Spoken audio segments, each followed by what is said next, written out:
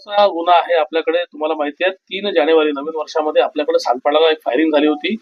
जखमी राजाराम टोके जे एपीएमसी मार्केटमध्ये व्यापारी म्हणून काम करतात, तिथे भाजीपाला कचरा उचलण्याचं, यांच्यावरती 2 अनआयडेंटिफाईड बाईक्सवर आलेत आणि त्यांनी पिस्टलमधनं राऊंड फायर करून साधारणतः 5 बुलेट्स त्यावेळेस फायर झाल्या होत्या.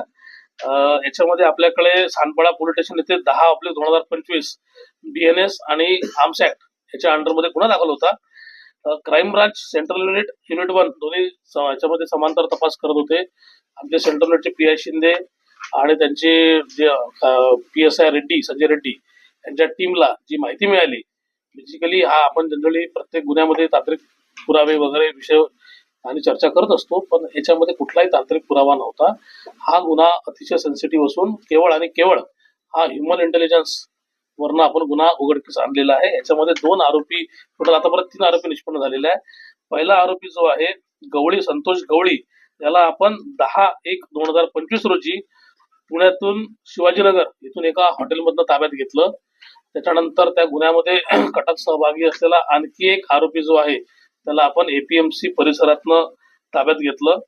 त्यानंतर जो मुख्य आरोपी, याच्यामध्ये कुख्यात आरोपी आहे, मुख्य म्हणण्यापेक्षा कुख्यात आरोपी जो बाईक्सवर आणखी होता इम्रान कुरेशी, जो रेकॉर्डवरचा आरोपी आहे, ज्याच्यावरती याच्या पूर्वी सुद्धा रॉबरीचे, डेकॉयटीचे आणि मर्डरचे आणि आर्म्स ऍक्टचे भरपूर गुन्हे आहेत दाखल.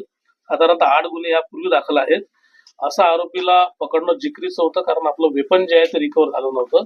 त्या आरोपीला सुद्धा आपण 13 तारखेला पुण्यातील खेड शिवापूर एका लॉजमध्ये लपून बसला होता, तिथून ताब्यात घेतलं आणि नंतर त्याच्याकडनं गुन्ह्यात वापरलेलं वेपन सुद्धा हे जप्त करण्यात आलेलं आहे.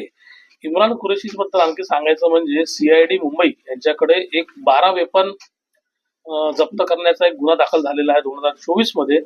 त्याच्यामध्ये हा वॉन्टेड आरोपी होता, अजूनपर्यंत मिळून येत नव्हता, तर त्या गुन्ह्यामध्ये पण त्याचा सहभाग आहे. जो संतोष गवळी आहे, संतोष गवळी याच्यावरती सुद्धा यापूर्वी 3 गुन्हे दाखल आहेत मारामारीचे, गॅम्बलिंगचे. मात्र 2007 रोजी एपीएमसी पोलीस स्टेशनला मर्डरचा गुन्हा या गवळीवर सुद्धा दाखल आहे. दोन्ही आरोपी आणि त्याच्यात असलेला तिसरा आरोपी, 3 जण कस्टडीमध्ये आहेत. बेसिकली हा गुन्हा जो झालेला आहे हा कॉन्ट्रॅक्ट वरनं झाल्याचं सध्या तरी प्रथम दर्शनी दिसून येतं. जखमीकडे भाजीपाला उचलण्याचा काही कॉन्ट्रॅक्ट होता आणि याच्यामधनं त्यांची बिझनेस रायवलरी सुरू झाली आणि कॉन्ट्रॅक्ट मिळवण्याच्या दृष्टिकोनातून गुन्हा झाल्याचा प्रथम दर्शनी सुद्धा तरी त्यातनं दिसून येतं. थँक्यू.